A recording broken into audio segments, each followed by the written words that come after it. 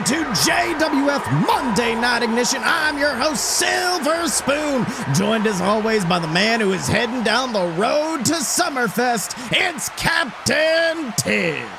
Thank you, Silves, and let me tell you something, everybody. I am hot for the summer. That is, I think we are all hot given how the weather has been, Tibbs, but in all honesty, you want to talk about the hottest party of the summer, it is going to be taking place at Summerfest. It is going to be an absolutely phenomenal show where we are going to see the finals of the King of the Steel City tournament, an absolutely historic tournament. We have seen men like Guy Fieri, a former JWF champion, guys like the Hammerman, who has had a massive amount of success in this company. This tournament can make or break careers, as we have seen in the past. Absolutely, Sills, and I think something we should point out is that none of the previous King of the Steel City winners are in this tournament right now, so it is going to be a new victor. That is right, Tibbs, but for right now, why don't we go to another quarterfinal match as the man known as the Nightmare, Gozzie, faces off against the Jeb-A-Dook. And Tibbs, you know these two are no strangers to one another inside that squared circle. In our developmental territory, JXT, Gozzie always wanted to get one up on the Jeb-A-Dook. Jeb-A-Dook, of course, being seen as the face of JXT, and you know Gozzie always kind of had that itch in his craw when it came to that. Some would say that Gozzie was always in Jeb's shadow, Sills, and I think that is an apt comparison.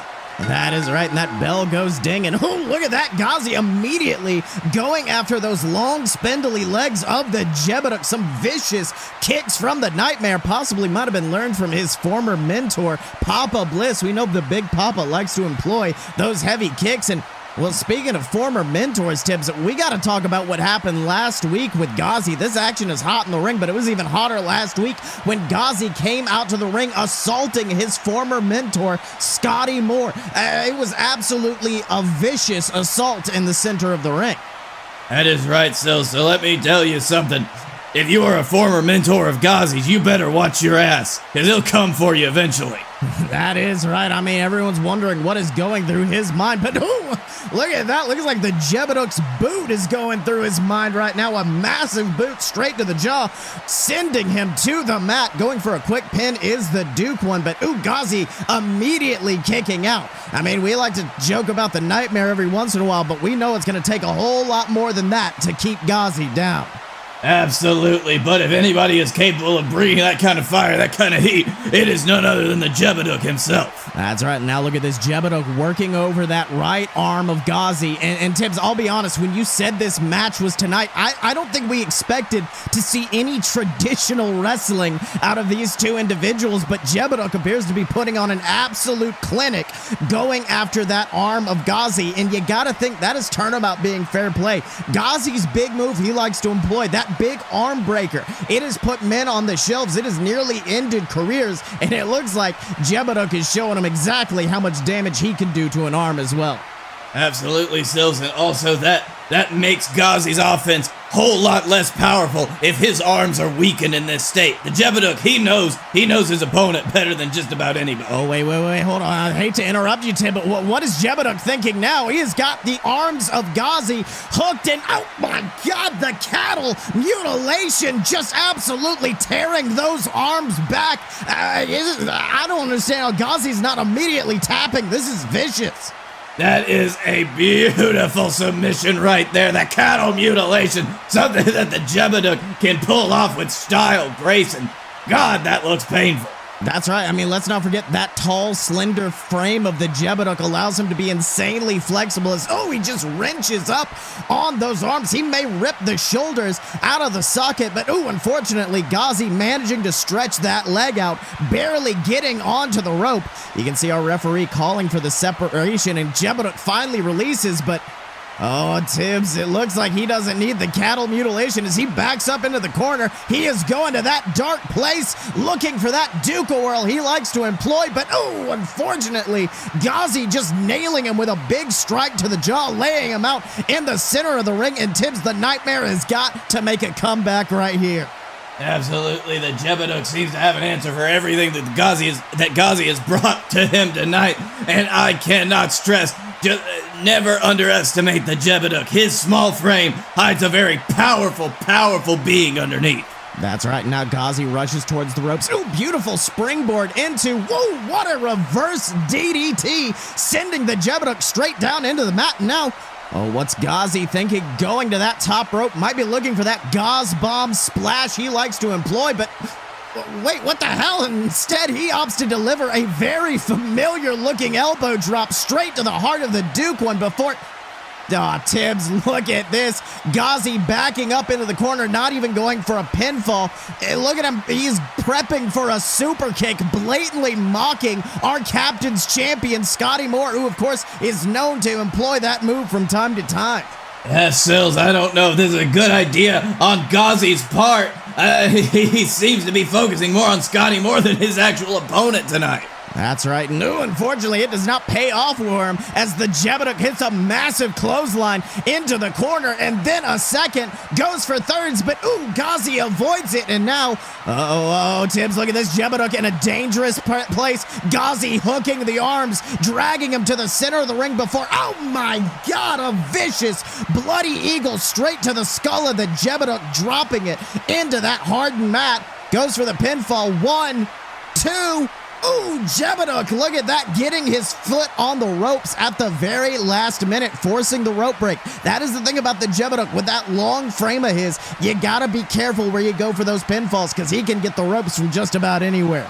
Exactly, Silsman. You gotta think about the self-awareness of the Jeb-A-Dook to be able to flail his leg up just like that at the very last second, last gasp chance to break that pinfall. Yeah, wait, hold on a second. What is Gozzie thinking, Tibbs? He is going to the outside, looking underneath that ring, and oh, Tibbs, look at that. He has brought out that steel pipe that he likes to employ in these matches that he uses to destroy his opponents. But wait a minute. Tibbs, that's Scotty Moore, the captain's champion. The captain's champion has come out and he has ripped that steel pipe straight out of the hands of the Nightmare before sending him directly back into the waiting arms of the Jeb-A-Dook, who takes him down with the Ducal Whirl. Goes for the pinfall. 1, 2, 3, and just like that, Tibbs, the Jeb-A-Dook finds himself heading towards the semifinals, and Gozzie unfortunately falling to the wayside. And once again, we have seen Gozzie try to use these tactics, use the steel pipes, and it has never paid off for him, and it shows right here as Scotty Moore prevents him from getting that victory. Absolutely, Sills. That was a pure desperation maneuver on the part of Gozzie right there. It would have gotten him disqualified. It wouldn't have ended well for him either way. It was just Gozzie wanting to cause more pain, and we could see how that intervention from Scotty Moore just made it even worse and ended badly for Gozzie. Oh, and actually, speaking of the captain's champion, it looks like he's coming over here to the desk, and it looks like he's asking for a microphone. I guess we need to go to the ring and hear what the captain's champion has to say after that match. Oh, Gozzie. The more things change, the more they have stayed the same. Nearly 1 year after you debuted in this company by attacking me and trying to make a name off my back, you try to do the same damn thing again. Look, believe me, Gozzie, I understand that you want to make history. I understand that you want to be famous. But if your last year is anything to go off of, you ain't gonna reach the top of the mountain by attacking Scotty Moore with a lead pipe. At the end of the day, no matter how many times you attack me from behind, as many times as you wrap that lead pipe around my throat and drop my skull into concrete, it's not gonna change the fact that I'm the captain's champion, and you're still the sad, tiny boy that finds himself in desperate situation after situation, crying out for someone in this audience to give a shit about you when no one will. But believe me, Gozzie, I give a shit. I'm paying attention to you. I see what you can do in this ring. I have seen what you've been able to do, and I see the type of wrestler you can be. But the steel pipes, the backstage assaults, the cheating, Look, bud, take it from someone who's used just about every dirty move in the playbook. They don't pay off. But what does pay off is your fight, your grit. People don't judge your greatness based on how you act with a lead pipe in your hand. People judge your greatness by how you act when you're bloodied and beaten on the ground. So will you stay down, or will you keep bringing the fight? That's what I'm aiming to find out, my dear Goswell. If you have the courage to get up and face me man to man. And since it looks like you're not going to be in the finals of the King of the Steel City tournament, it looks like that your Summerfest is now wide open. So I'm now going to challenge you to a match to see if you have the balls to stand toe-to-toe with the champ, knowing that your ass is about to be grass, knowing that a year of torment is coming back to be thrown directly in your face. That's what I want to find out, Gozzie. Which is why at Summerfest, if you want to stand up and if you want to bring a fight, I'm more than willing to bring my own. Well, Tibbs, Scotty Moore with an emphatic declaration right there. Looks like he has challenged the Nightmare to a Summerfest rematch. But let's not forget, at last year's Summerfest, things did not go well when Scotty took on the man known as the Nightmare. That is very true, Sills. However, it looks like Scotty Moore and Gozzie both are in very different places than they were last year. And I think in his current state, Gozzie, he's got a lot to worry about.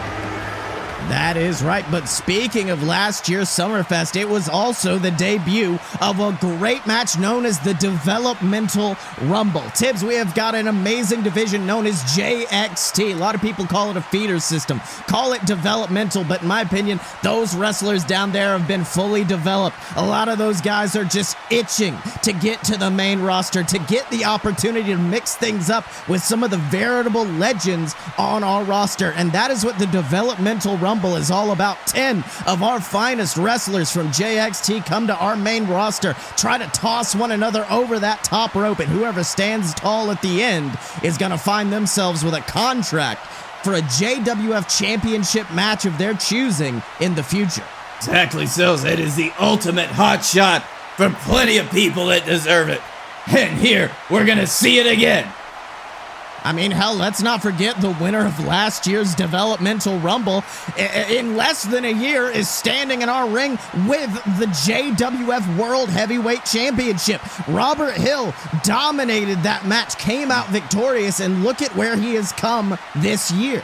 He is an unstoppable freight train, Sills. He came out in that Rumble, he decimated, and he did not stop, and he continues to decimate to this very day.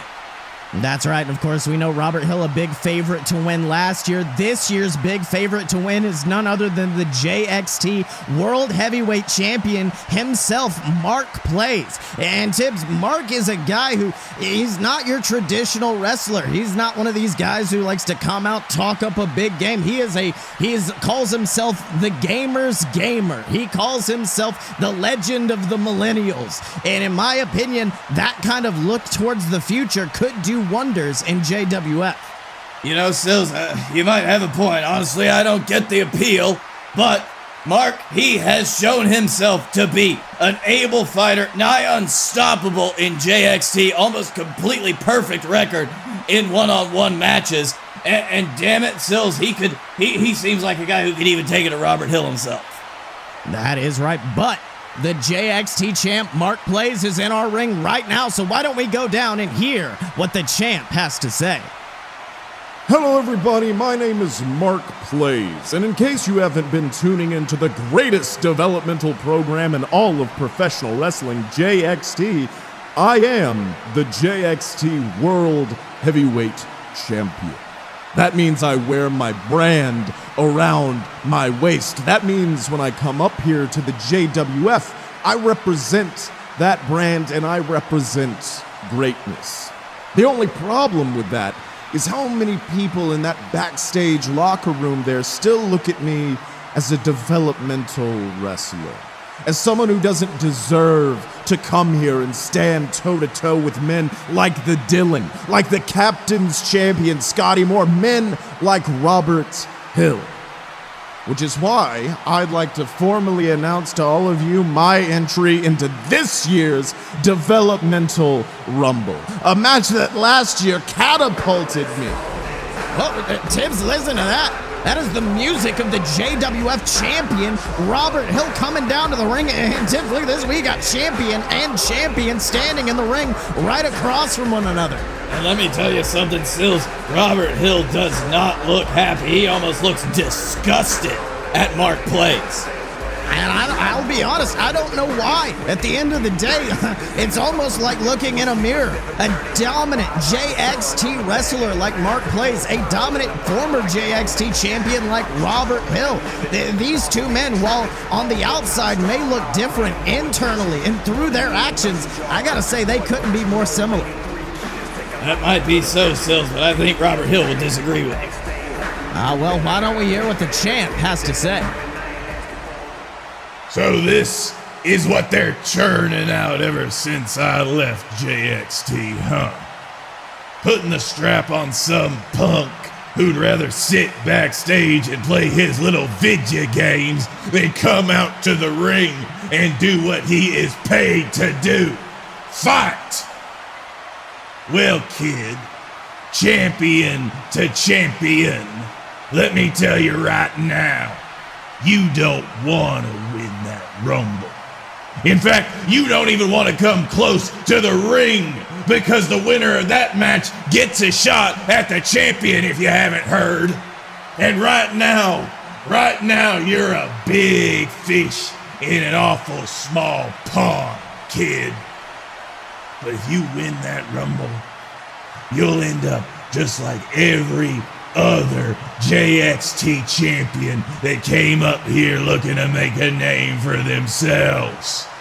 Chuck Gibbons, Houston Longhorn, Big Cyrus Crane, men that thought they were tough shit until Robert Hill got in their face and kicked their ass.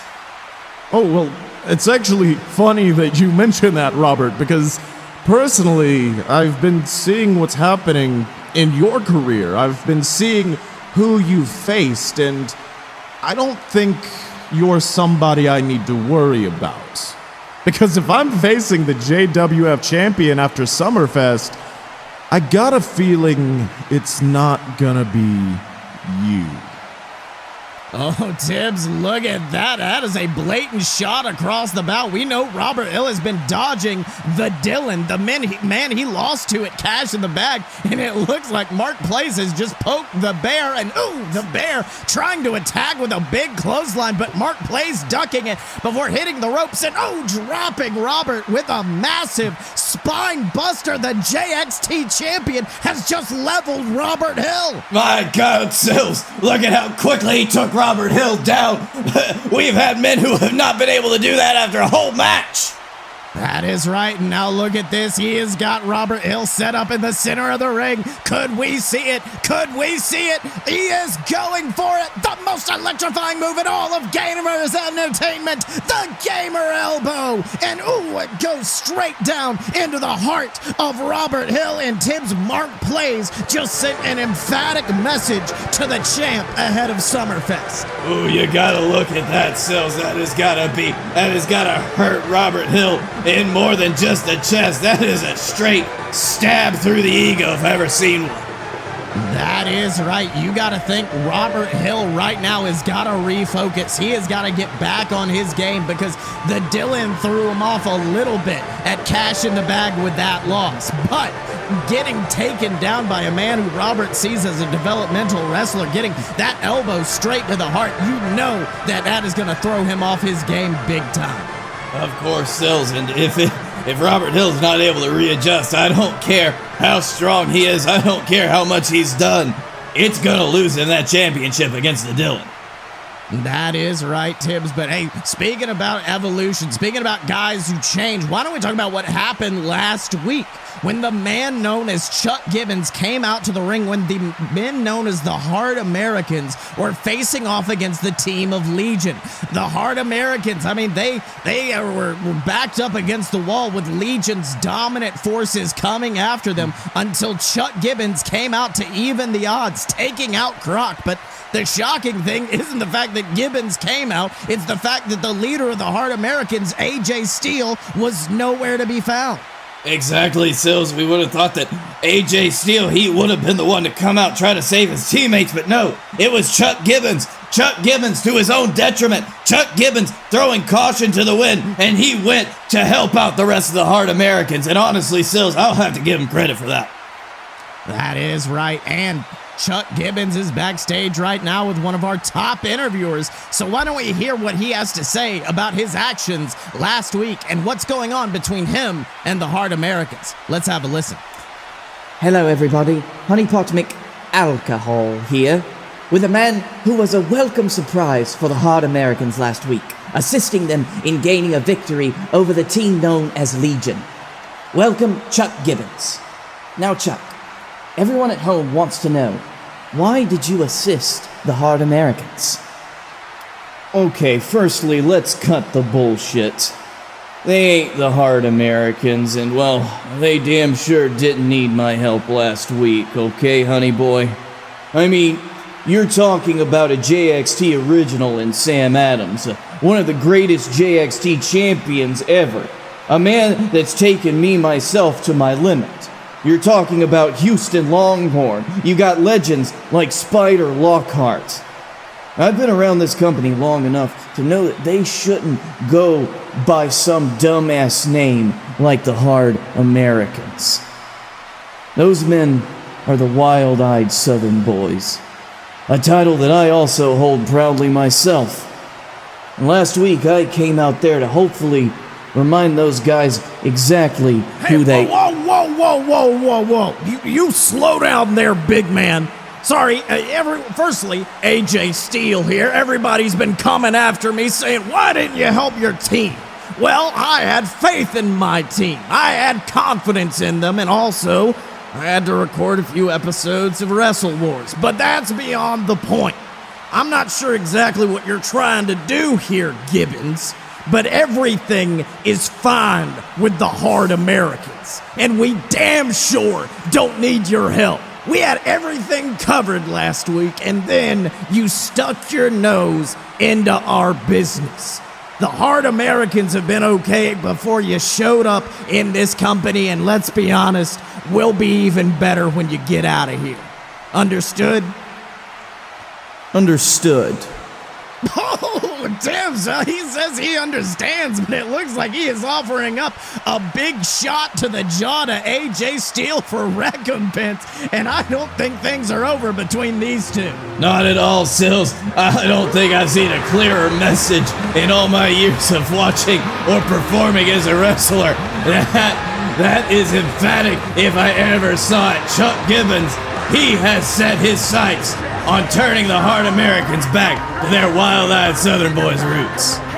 That is right. And Tibbs, talking about being a wrestler, talking about both of us, of course, having history in that squared circle, being those type of individuals with that history, we know when we can spot electricity in the ring, that kind of energy that is invisible to the naked eye. And we certainly saw that a couple of weeks ago when the woman known as Phoenix Driver made her debut here in the JWF, saving the JWF Women's Champion Val Curry from a beatdown by her opponent tonight, Karen Busch. And ever since, the JWF universe has been clamoring to see Phoenix Driver in the ring, and that's exactly what we're going to be looking at in our main event tonight.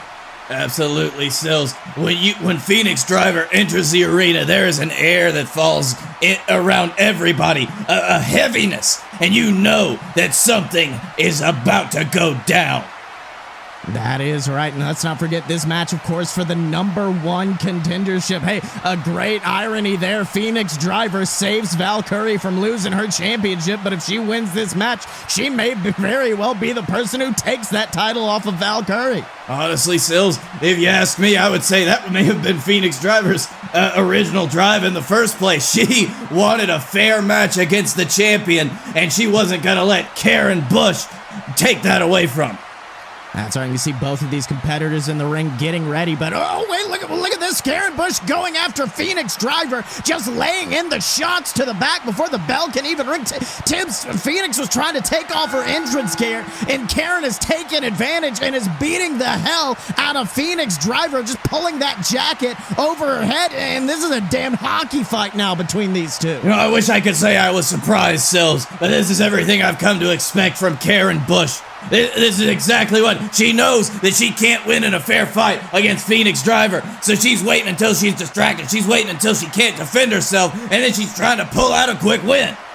Well, I mean, Tibbs, let's also not forget, I mean, I may not agree with these actions, but this has got to be the best way for Karen to begin the match, because if Phoenix had gotten any momentum out of the gate, any energy, it could have been over right now. But, oh, wait a minute, look at this beautiful snapmare sending Phoenix to the mat before, bouncing off the ropes, and a big kick to the jaw from Karen Busch. Goes for an early pinfall 1. Ooh, Phoenix kicking out just before a 2 count. And Tibbs, I got to ask you, with all this fanfare that Phoenix has had coming into this company, do you think being taken to the mat like this could be getting in her head?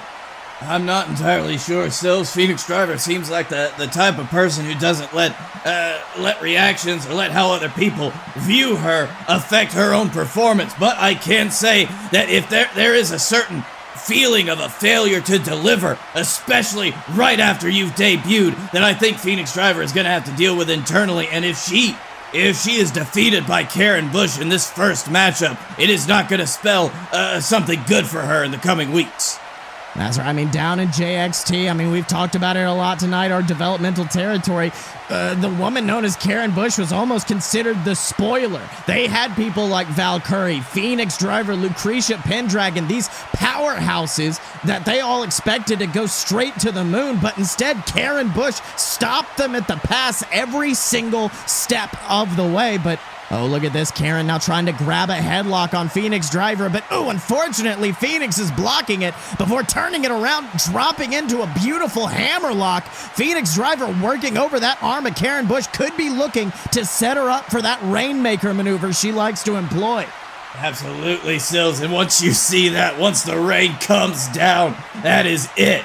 Karen Busch has got to watch out for that Rainmaker like it is the plague. That's right, but look at this. Phoenix getting back to her feet, pulling her up with her. Could she see it? Could she do it? No! Oh, was going for the Rainmaker, but Karen with a beautiful reversal into a massive spine buster, sending Phoenix to the mat. And I don't know if you noticed that skull bounced off the edge of the apron. That was violent. Sills, I can say one thing about Karen Busch. She's got a damn good spine buster. That is right. That is the thing about Karen. She may seem non-threatening when she walks out to this ring, when she pulls up to the damn arena in a minivan, but when she steps between those ropes, she is nothing but vicious. Oh, and Tibbs, speaking of minivans, looks like she is pulling her up. She has got Phoenix up. Oh, but unfortunately, Phoenix stops that attempt at that mini driver, sending her end over end with a beautiful back body drop, sending her careening to the outside of the ropes. Oh, Sills, this is not a good look. That is right. Now, what is Phoenix thinking here? Big shot to the face before bouncing off the ropes, and oh my God! He's going for a sunset flip powerbomb to the outside. Look at this, Karen Busch holding onto that top rope, struggling to hold on because she knows that there is concrete and pain waiting for her if Phoenix can deliver that powerbomb to the outside. Absolutely, Sills. Karen Busch, she's got to be in a survival mode right now because it is about more than winning or losing this match. Her health is about to be at stake. That's right, but ooh, look at that, a big shot to the face, forcing Phoenix to release the powerbomb hold, but ooh, look at that, sweeping the leg, taking Karen to the mat. And Tibbs, that is the beauty of Phoenix Driver, her ability to improvise in the ring, to look at a situation, seeing what's going to work and what won't. In that moment, she saw the powerbomb wouldn't work, but hey, sweep the leg, Johnny, take her down. Absolutely, Sills. Phoenix Driver, she has a remarkable ability to change her style up on the fly.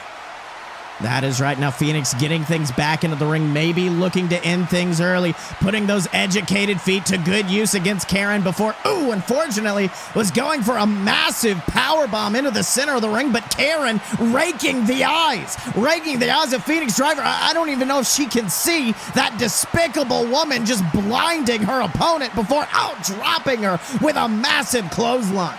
That is another thing about Karen Busch. She can be a great wrestler when she wants to be, but she relies so much on this. I mean, she could have just gouged out one of Phoenix Driver's eyes like that.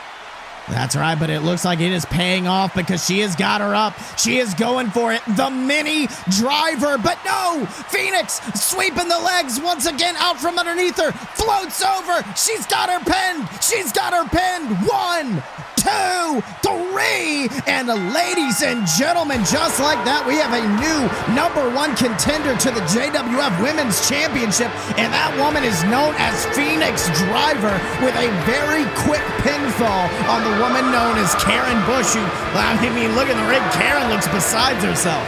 Absolutely, Sills. I don't think Karen was expecting that so quickly, but that is Phoenix Driver in a nutshell, and she has delivered on her first real match. Wait, hold on. Oh my God, Phoenix with that massive elbow strike to the back of Phoenix Driver's skull. I guess she did not take that sneak pin happy, as she is now just mounted her and beating the living hell out of the #1 contender in the center of the ring. Absolutely, Sills. This is deplorable on Karen Busch. She should just take the L and move on. The damn match is over, but Karen Busch is beating Phoenix Driver like a government mule. But, oh, watch out. Spear from out of nowhere, sending Karen Busch straight down into the mat. And, oh, Tibbs, can it be? It is the JWF Women's Champion, Val Curry, making her return to the company after so many weeks. And it looks like she is excited for Summerfest because she is holding that hand of Phoenix Driver high. Now that is what I like to see, Sills. Val Curry turning it around on Phoenix Driver this time. Today you, tomorrow me. That is right, Tibbs, and let me tell you something. If you want to talk about a veritable dream match, the two powerhouses of JXT, the two biggest names in that division, Phoenix Driver and Val Curry going toe-to-toe at Summerfest, is definitely going to be can't-miss television. Of course, you can't miss this card, Sills. If I could impact that into everybody's brains, you're going to need to watch Summerfest. That is right, Tibbs. But before that, we have got next week's episode of JWF Ignition, where we are going to find out the final member in the semifinals of the King of the Steel City tournament, as the man known as Chuck Gibbons takes on Big Cyrus Crane. And Tibbs, you know that AJ Steele is going to be watching that match very closely. Absolutely, Sills. It looks like we are about to have a civil war for the souls of the Wild-Eyed Southern Boys.